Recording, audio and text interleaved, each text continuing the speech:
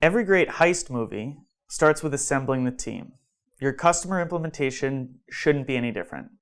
The buyer, process owner, project manager, data analyst, and system analyst will all be involved at some point. Find the system analyst and get that person to like you. Most companies have someone who has been there for years and years and knows all of the ERP tables and columns like the back of his or her hands.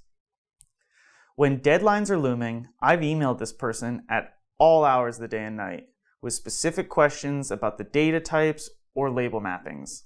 Some of the most successful process mining projects I've implemented were because I was able to convert this individual into a power user.